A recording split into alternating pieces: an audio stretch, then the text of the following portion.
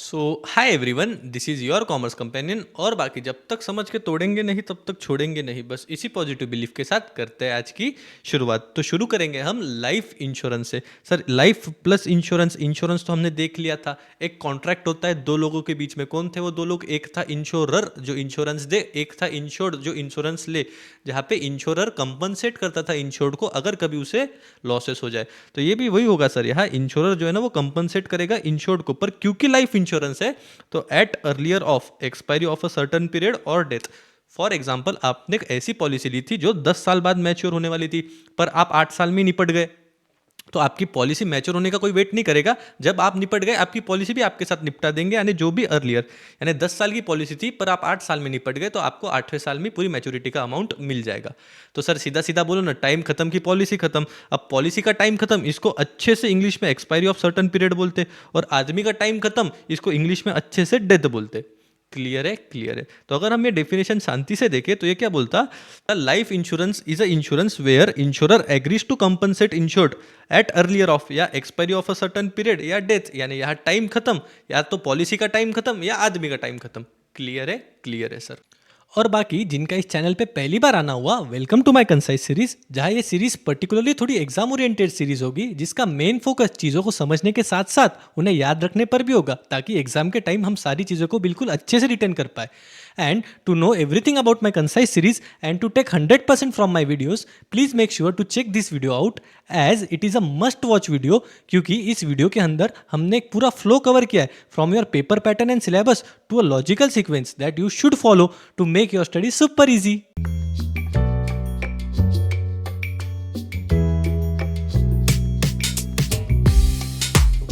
तो अब हम पढ़ेंगे टाइप्स ऑफ लाइफ इंश्योरेंस। हर बार की तरह टेबल फॉर्मेट में पढ़ेंगे ताकि एग्जाम में भी हम कंटेंट को अच्छे से याद करके लिख पाए। So let's start. हमारी सबसे पहली पॉलिसी है एंडाउमेंट इंश्योरेंस पॉलिसी। तो ये पॉलिसी सर एक स्पेसिफिक पीरियड के लिए रहती। कब? ये पॉलिसी एक स्पेसिफिक पीरियड के लिए रहती, और आपको जैसे हमने बताया था कंपनसेशन कब मिलेगा? एट अर्लियर ऑफ एक्सपायरी या डेथ। तो यहाँ पे भी आपको compensation at earlier of expiry और डेथ मिलेगा। पर क्या क्या मिलेगा? सम अश्योर्ड तो मिलेगा ही मिलेगा, साथ में कुछ बोनस भी मिलेगा। क्या क्या मिलेगा? सम अश्योर्ड तो मिलेगा ही मिलेगा, साथ में कुछ ना कुछ बोनस भी मिलेगा। तो endowment insurance policy is taken for a specific period. ठीक है, यहाँ पे sum assured plus bonus given at earlier of expiry और डेथ, यानी कंपनसेशन जब मिलना चाहिए उसमें सम अश्योर्ड के साथ साथ में बोनस भी मिलेगा। क्लियर है? क्लियर है सर। सेकेंड वाली पॉलिसी है यूलिप पॉलिसी। कौन सी पॉलिसी? यूलिप। अब सर यूलिप का फुल फॉर्म क्या है? Unit linked insurance policy. मतलब यहाँ पे आपको लाइफ इंश्योरेंस तो मिलता ही मिलता, साथ में उसके म्यूचुअल फंड्स के बेनिफिट मिलते। क्या सर? यहाँ पे लाइफ इंश्योरेंस तो मिलता ही मिलता, साथ में बेनिफिट ऑफ म्यूचुअल फंड भी मिलता। फॉर एग्जाम्पल, अगर आप 2,000 रुपये का प्रीमियम पे करते हो तो बहुत से केसेस में ऐसा होगा कि आपके 1,000 से 1,200 रुपये लाइफ इंश्योरेंस में लगेंगे और बाकी के 800 से 1,000 रुपये आपके म्यूचुअल फंड्स में लगेंगे, ताकि आपकी इन्वेस्टमेंट ज़्यादा बेटर हो। क्लियर है? क्लियर है सर। और यूनिट लिंक्ड इंश्योरेंस पॉलिसी क्यों बोलते हैं? क्योंकि हर बार जब आप प्रीमियम पे करोगे यहाँ पे कुछ ना कुछ यूनिट्स आपको मिलेंगे, यानी जिनकी कुछ वैल्यू होगी जो आप रिडीम कर पाओगे एट अर्लियर ऑफ एक्सपायरी और डेथ। क्लियर है? क्लियर है सर। इसके बाद हमें वोल लाइफ पॉलिसी। कौन सी पॉलिसी? वोल लाइफ पॉलिसी।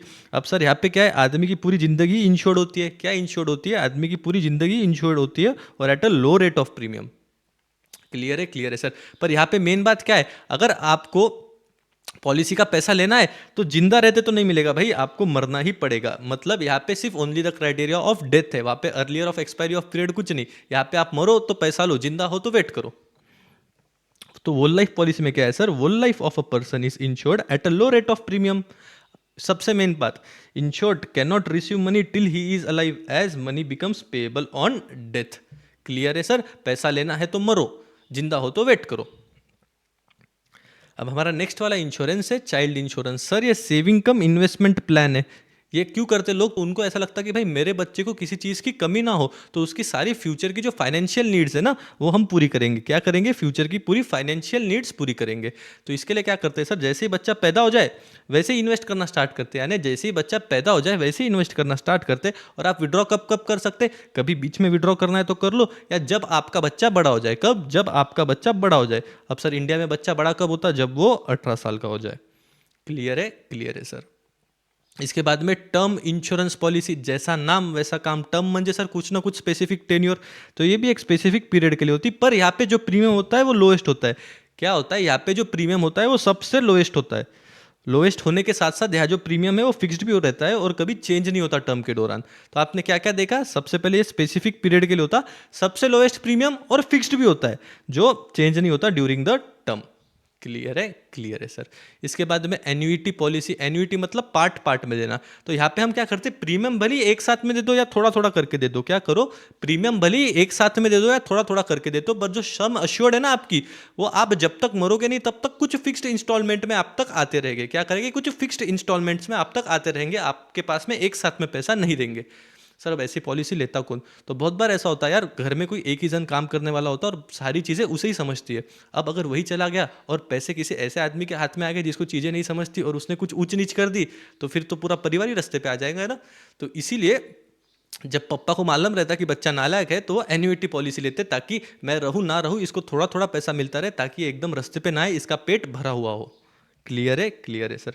अब रिटायरमेंट प्लान, जैसा नाम वैसा काम, ये भी sir saving and investment plan है जो इनकम देता ड्यूरिंग रिटायरमेंट। अब रिटायर होने के बाद में सर कुछ तो पैसा चाहिए, लोग अपना रिटायरमेंट इंश्योरेंस पॉलिसी के थ्रू भी प्लान करते। तो ये क्या करते हैं, on maturity this corpus is reinvested to generate a regular stream of income. मतलब आप प्रीमियम पे करते जाओ, पे करते जाओ, पे करते जाओ, जब आपकी मैच्योरिटी आएगी तो आपको कुछ ना कुछ सम एश्योर्ड मिलेगा। तो वो सम एश्योर्ड डायरेक्टली ना लेते हुए उसे हम वापस री इन्वेस्ट करते, ताकि एक रेगुलर फ्लो ऑफ इनकम आ सके। फॉर एग्जाम्पल मैं प्रीमियम देते गया देते गया देते गया, फिर मेरे पास में एक साथ में 10 लाख रुपए का सम एश्योर्ड हुआ, तो मैंने वो एश्योर्ड सम लिया नहीं, उसको रिटायरमेंट के प्लान में डाल दिया, और वो जो पैसे थे वो मैंने बोला ओए रिटायरमेंट प्लान वाले तू ले और मुझे रेगुलर फ्लो ऑफ इनकम दे। यानी वो 10 लाख रुपए हमने वापस से री इन्वेस्ट किए और कुछ महीने के महीने हमने पैसे लिए ताकि हमारी जिंदगी आसानी से चल सके। क्लियर है, क्लियर है सर। अब मनी बैक पॉलिसी क्या है सर, ये भी वैसे ही है। ये क्या करती है, regular percentage of sum assured देती। मतलब अगर आपने कुछ पैसा वहां पे लगा के रख दिया तो आपको हर बार रेगुलर परसेंटेज, जो आपकी पॉलिसी में परसेंटेज मेंशन्ड हो, उतना सम आपको बार बार मिलता रहेगा। अभी जनरली 4 टर्म्स के लिए रहता, या तो 12 साल, या तो 15 साल, या तो 20 साल, या तो 25 साल, आपको यही टर्म्स में लेना पड़ेगा। अगर एक साथ आप पैसा डाल रहे हो तो आपको 12 साल के लिए डाल दो, 15 साल के लिए डाल दो, 20 साल के लिए डाल दो, या 25 साल के लिए डाल दो। क्लियर है, क्लियर है सर। अब एक कॉमन पॉइंट क्या sir, in case of untimely death the dependents will receive the sum of assured. अब क्योंकि बोर्ड्स में बड़े कंटेंट के ही बड़े नंबर मिलते, तो ये वाली लाइन आप हर इसमें चिपका देना, पहले ये 2 पॉइंट्स लिख देना और लास्ट में इन case of untimely death the dependents will receive the sum assured. Hope so सारी चीजें आपको क्लियर हो। हाँ सर, सारी चीजें तो एकदम अच्छे ढंग से समझ गए। अब इसको हम याद कैसे रखें, तो इसके लिए मेरे पास में मेमोरी ट्रिक है ना।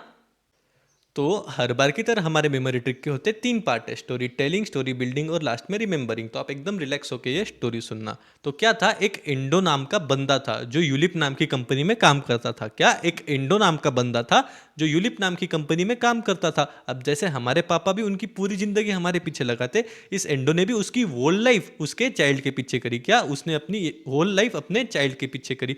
अब जैसे अपना पापा होते, जब उनका खुद का टर्म होता है एंजॉय वगैरह करने का, हम सारी सुख सुविधा ले पाए, इसके लिए वो अलग अलग चीजें हमें दिलाते, जिसकी वो किस्तें ही भरते रह जाते, उसी में परेशान रहते। तो एंडो ने भी क्या किया, जब उसका खुद का टर्म था एंजॉय करने का, वो एन्युइटी भरता रह गया। पर इस सब का बेनिफिट जो हमारे पापा लोग या एंडो जैसे जो भी लोग हैं वो रिटायरमेंट में लेते हैं, क्योंकि वो रिटायरमेंट उनका इतना अच्छे से प्लान करते कि वहां उन्हें मनी बैक मिलता। क्लियर है, क्लियर है सर। तो चलो एक बार पिक्चर के साथ देखते। तो एक एंडो नाम का बंदा था जो यूलिप नाम की कंपनी में काम करता था, और औरों जैसे भी उसने अपनी वोल लाइफ अपने चाइल्ड के पीछे लगा दी, और जब उसका खुद का टर्म था उसमें वो किस्तें भरते भरते ही परेशान हो गया। पर इस सब का बेनिफिट उसे रिटायरमेंट में मिला, जहां उसने मनी बैक लिया। एक बार वापस सर। क्या सर, एक इंडो नाम का बंदा था जो यूलिप नाम की कंपनी में काम करता था, और जैसे भी उसने अपनी वोल लाइफ अपने चाइल्ड के पीछे लगा दी, और जब उसका खुद का टर्म था एंजॉय करने का, वो बेचारा किस्तें यानी एन्युइटी भरता रह गया। पर इस सब का बेनिफिट उसे रिटायरमेंट में मिला, जहां उसे मनी बैक मिला। एक बार वापस देखते सर। तो क्या था सर, एक इंडो नाम का बंदा था जो यूलिप नाम की कंपनी में काम करता था, और औरों जैसे भी उसने अपनी होल लाइफ अपने चाइल्ड के पीछे लगा दी, और जब उसका खुद का टर्म था एंजॉय करने का, वो बेचारा किस्तें यानी एन्युइटी भरता रह गया। पर इस सब का बेनिफिट उसे रिटायरमेंट में मिला, जहां उसे मनी बैक मिला। होप सो ये स्टोरी आपको क्लियर हो। हाँ सर, पर हमें ऐसा लगता नहीं कि हमें स्टोरी याद रही है। देखते 1 मिनट रुको। तो हमने क्या देखा था सर, एक एंडो नाव का बंदा था, तो एंडो से एंडोमेंट पॉलिसी याद रखना, वो यूलिप नाम की कंपनी में काम करता था। हाँ सर, उसने भी औरों जैसी होल लाइफ अपने चाइल्ड के पीछे लगा दी। करेक्ट है सर। और जब उसका खुद का टर्म था, जब उसका खुद का टाइम था एंजॉय करने का, वो बेचारा एन्युइटी यानी किस्तें ही भरता रह गया। पर इस सब का बेनिफिट उसे रिटायरमेंट में मिला। क्यों? क्योंकि वहां उसे मनी बैक मिला।